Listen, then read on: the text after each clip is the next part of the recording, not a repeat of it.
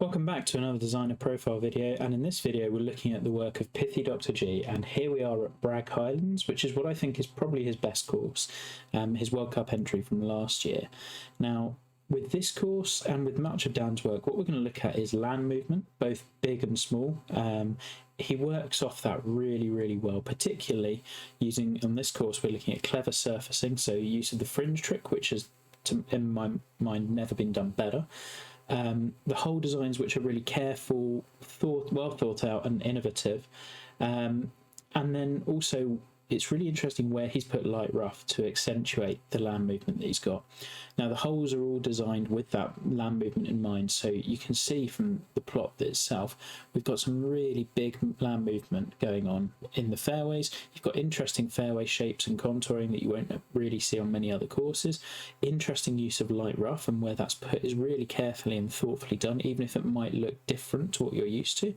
And then in terms of the smaller land movement, we're looking around the greens and how he can work one tiny feature, be it a swale or a small mound, and make it something that's really strategically interesting and integral to the hole. So we're going to leap in and look at the holes for this. Now I will say this is probably the course I've found the hardest to pick out my favourites for, and hopefully it's one that will be a kind of instructive, because it might not look like there's all that much there to this course, but there is so much. Enjoy.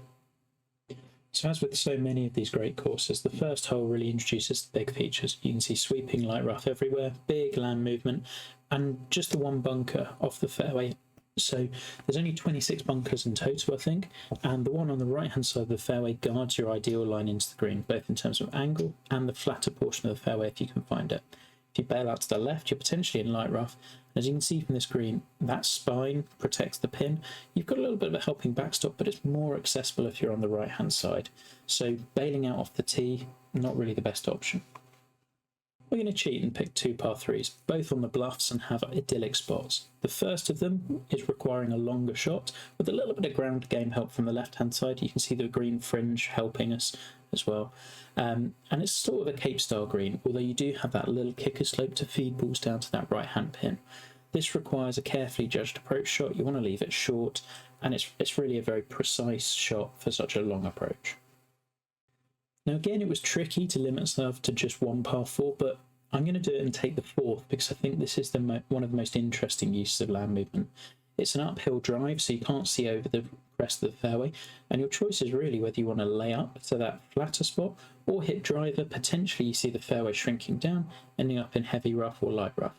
The green actually runs away, which means that if you are hitting driver, you risk a shot from an awkward lie out of rough towards a green that's kind of running away, so it may be better to leave that longer approach shot from the crest of the hill. So it's really this choice between distance on the approach or on the tee shot, and something that I think is really interesting. Now with the par 5s too, I ended up with a tie. There are two of them that I think are just outstanding and can't really be separated for different reasons. First of these is the 6th. You've got this slightly higher right hand side of the fairway before everything tumbles left, and then this beautiful green side propped up on a hill in the distance. Now assuming you hold that right hand side, you get the better angle into this green, and the key feature for this green is that mound just short left. Now if you go further left, that acts against you, it kicks you further away from the pin, whereas the further right you are, the more you can use that to funnel balls towards the hole, and it's a really interesting feature that plays very well on all 4 pins. The second par 5 we've chosen is one that I think really epitomises what Bragg is all about. There's no bunkers on the hole whatsoever. It's just a tumbling fairway that's pretty hard to find off the tee. You want to be holding the right hand side if you can, and everything funnels you towards the left, which looks like a shorter shot in. However, you then get to this green side, which is narrow, it's angled to prefer a shot from the right hand side, and you have to be really disciplined to want to lay up on this, but going for it, you can see the fringe is taking you both short and long, and you've got pins that are tucked and pretty hard to hold. So you really want to think, do you want that risk of playing a pitch shot back up to this green from short or long, or do you want to be brave and disciplined and lay up short right, probably have an easy birdie? There's no bunkers, nobody else designs par 5s like this, and it's brilliant. The next par 3 that tied was 15, which is the picture postcard hole for this course. It's a tiny little par 3, just a wedge shot overlooking the bluffs, and it's got a small green which is requiring you to be very precise. There's nothing particularly flashy about this hole from a playability standpoint. It's just a simple idea done really well. be precise. Finally, we reach our closing hole, and the 18th is a really strong finisher. You have the solitary centre line bunker on the course, and that kind of guards your preferred line, which is from the right. As you can see, the land movement pushes a slightly too tentative shot in towards that centerline bunker.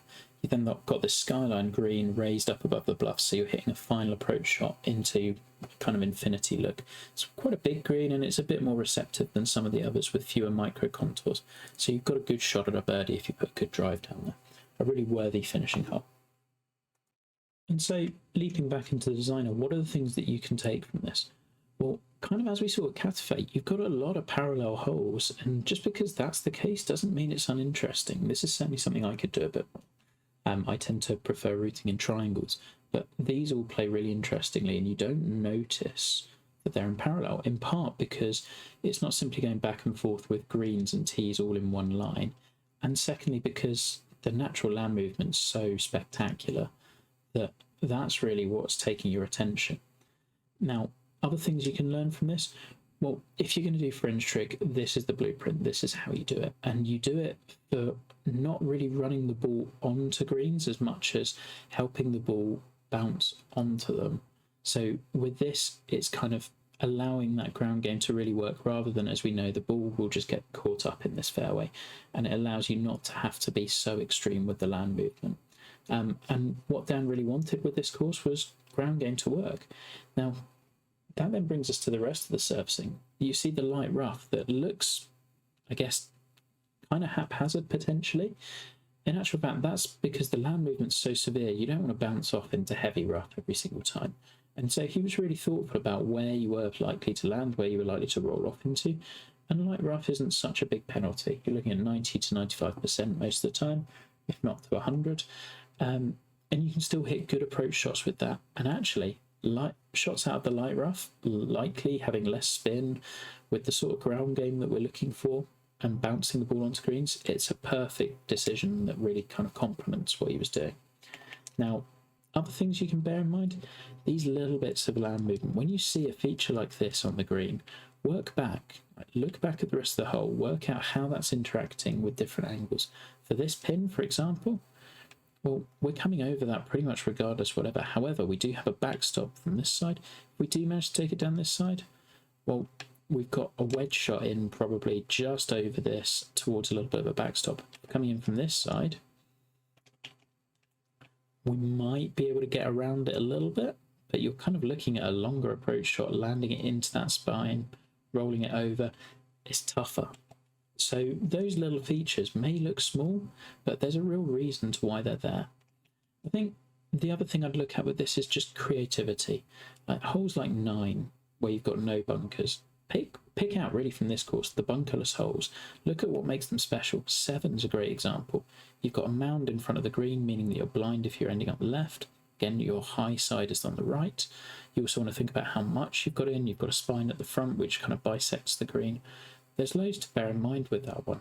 So really, with a course by Dan, particularly this one, really pick it apart. Look at why each feature is there, because they're all there for a reason, and give it a play. It's a really, really good course that I don't think ever quite got all of the love that it deserved, even if those of us who really, really understand course design totally get it and really appreciate what there is there. Enjoy your rounds.